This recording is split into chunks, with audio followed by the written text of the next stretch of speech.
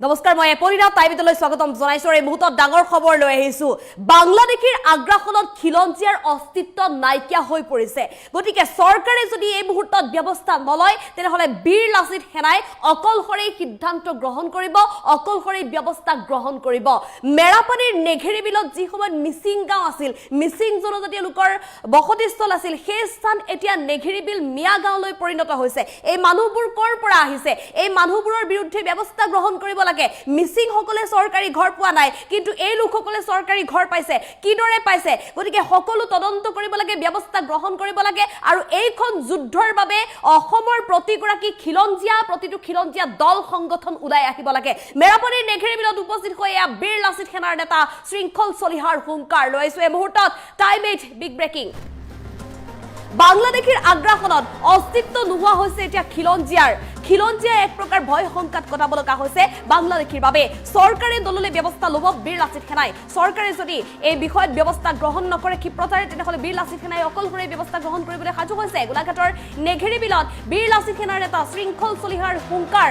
নেঘেৰি বিল মিচিং গাঁও এতিয়া নেঘেৰি বিল মিয়া গাঁৱত পৰিণত হৈছে যি সময়ত নেঘেৰি বিলত মিচিং জনজাতীয় লোকে বসবাস কৰিছিল সেই স্থানত এতিয়া মিয়া লোকে বসবাস কৰিছে কৰ পৰা এইখিনি মানুহ আহিছে এই মানুহখিনি সন্দেহজনক নাগৰিক হয় আৰু এই মানুহখিনি কৰ পৰা আহিছে নেঘেৰি বিলত খিলঞ্জিয়া ভূমিপুত্ৰ মিচিং মানুহখিনিৰ কোনো ধৰণৰ অধিকাৰ নোহোৱা হৈ গৈছে উৎসৱ পাৰ্বণতো বিভিন্ন সংকাত সময় কটাব লগা হৈছে এই লোকসকলে গতিকে এই মানুহবোৰ আহিছে কৰ পৰা শীঘ্ৰেই ইয়াৰ উত্তৰ উলিয়াব লাগে চৰকাৰে বাংলাদেশী মূলৰ মানুহবোৰৰ লগত খিলঞ্জিয়া মানুহখিনি এখন যুদ্ধৰ বাবে সাজু হ'ব লাগে বাংলাদেশী সম্পূৰ্ণৰূপে অসমৰ পৰা নোহোৱা কৰিবলৈ খিলঞ্জিয়াই এই যুদ্ধ কৰিব লাগিব মিচিং মানুহে কিন্তু চৰকাৰী ঘৰ নাই পোৱা সন্দেহজনক মানুহে ঘৰ পাইছে কিদৰে পাইছে এওঁলোকক হয় চৰকাৰে উঠাব নহলে বীৰ লাচিত সেনাই আঁতৰাব চৰকাৰে যদি উঠাই তেনেহলে শীঘ্ৰেই উঠাব লাগিব অন্যথা বীৰ লাচিত সেনাই নামি পৰিব এই যুদ্ধৰ বাবে খিলঞ্জিয়া মিচিং মানুহৰ বাংলাদেশীৰ আগ্ৰাসনত ইয়াৰ অস্তিত্ব নোহোৱা হৈ উঠিছে আৰু এই মন্তব্য কৰিছে বীৰ লাচিত সেনাৰ নেতা শৃংখল চলিহাই আৰু অৱশেষত উজনিৰ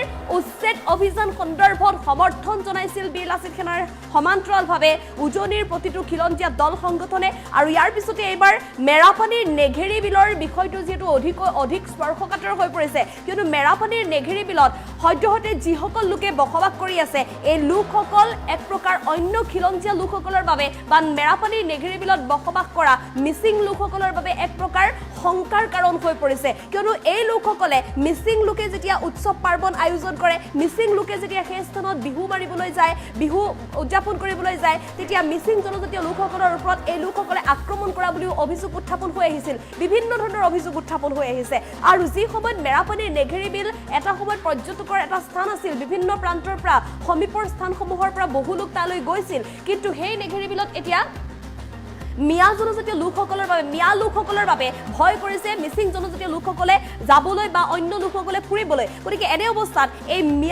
মিয়া লোকসকল কৰ পৰা আহিছে তাৰ বিচাৰ কৰিব লাগে চৰকাৰে যদি ইয়াৰ ব্যৱস্থা গ্ৰহণ নকৰে চৰকাৰে যদি বিচাৰ নকৰে তেনেহলে শীঘ্ৰেই বীৰ লাচিত সেনাই নামি পৰিব এই যুদ্ধত কেৱল ইমানেই নহয়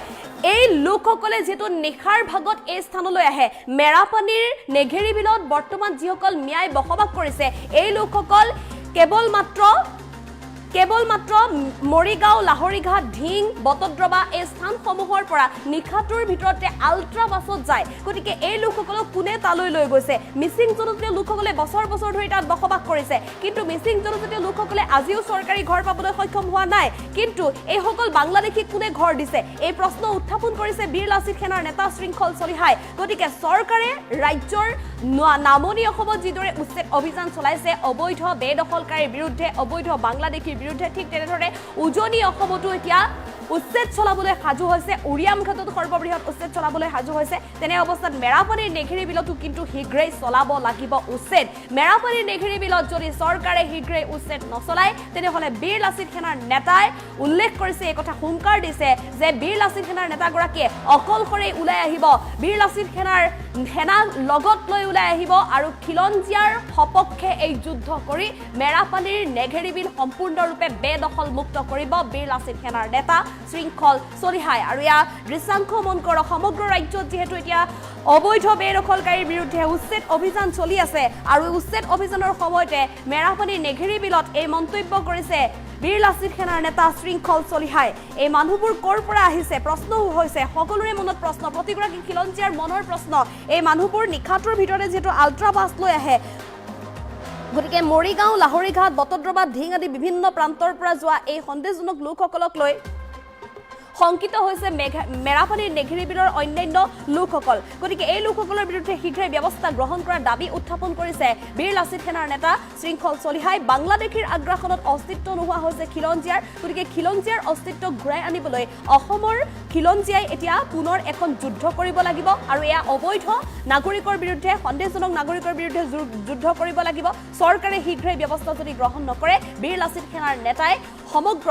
অসমৰ খিলঞ্জীয়া জনজাতিৰ খিলঞ্জীয়া লোকসকলৰ লগ লাগি এই যুদ্ধ অব্যাহত ৰাখিব নেঘেৰীবিল মিচিং গাঁৱত এই লোকসকল ক'ৰ পৰা আহিল এই বাংলাদেশী ক'ৰ পৰা আহিল বুলি প্ৰশ্ন উত্থাপন কৰি এনেধৰণে এতিয়া বাংলাদেশীৰ বিৰুদ্ধে হুঁচিয়াৰ হৈ পৰিছে বীৰ লাচিত সেনাৰ নেতা শৃংখল চলিহা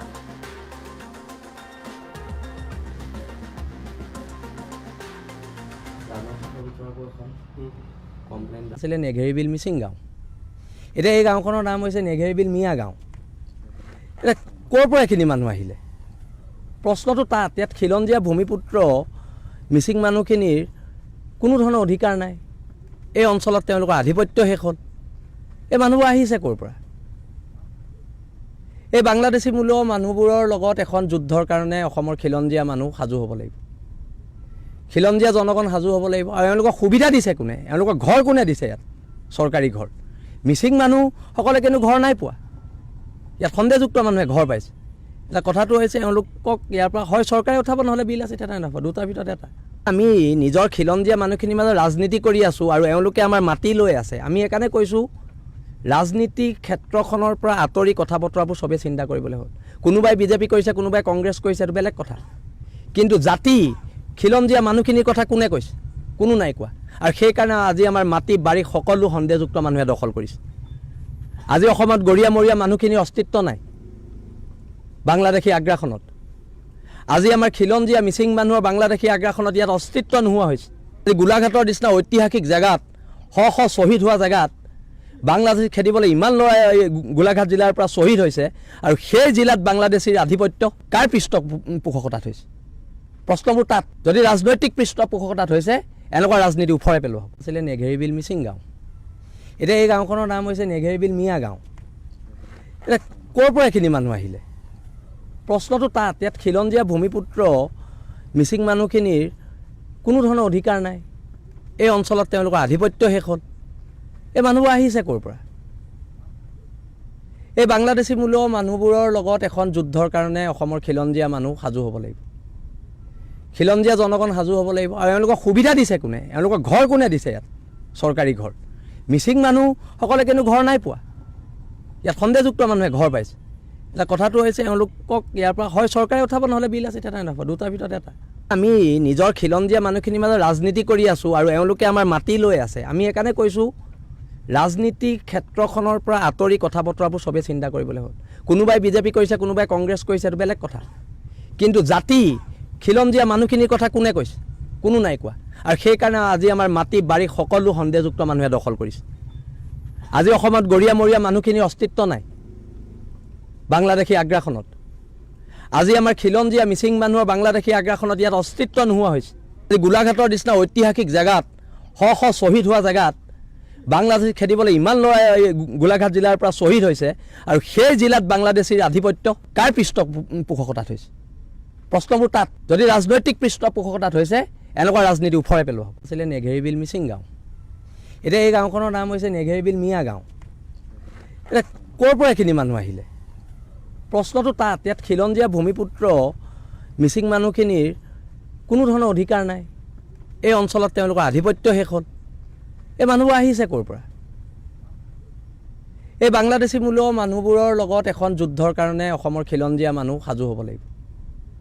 খিলঞ্জীয়া জনগণ সাজু হ'ব লাগিব আৰু এওঁলোকক সুবিধা দিছে কোনে এওঁলোকৰ ঘৰ কোনে দিছে ইয়াত চৰকাৰী ঘৰ মিচিং মানুহসকলে কিন্তু ঘৰ নাই পোৱা ইয়াত সন্দেহযুক্ত মানুহে ঘৰ পাইছে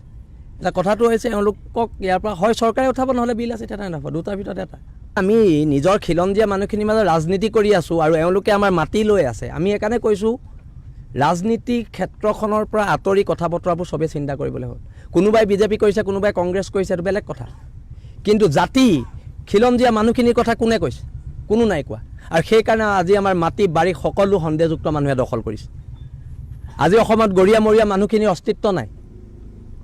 বাংলাদেশী আগ্ৰাসনত আজি আমাৰ খিলঞ্জীয়া মিচিং মানুহৰ বাংলাদেশী আগ্ৰাসনত ইয়াত অস্তিত্ব নোহোৱা হৈছে গোলাঘাটৰ নিচিনা ঐতিহাসিক জেগাত শ শ শ্বহীদ হোৱা জেগাত বাংলাদেশী খেদিবলৈ ইমান ল'ৰাই গোলাঘাট জিলাৰ পৰা শ্বহীদ হৈছে আৰু সেই জিলাত বাংলাদেশীৰ আধিপত্য কাৰ পৃষ্ঠপোষকতাত হৈছে প্ৰশ্নবোৰ তাত যদি ৰাজনৈতিক পৃষ্ঠপোষকতাত হৈছে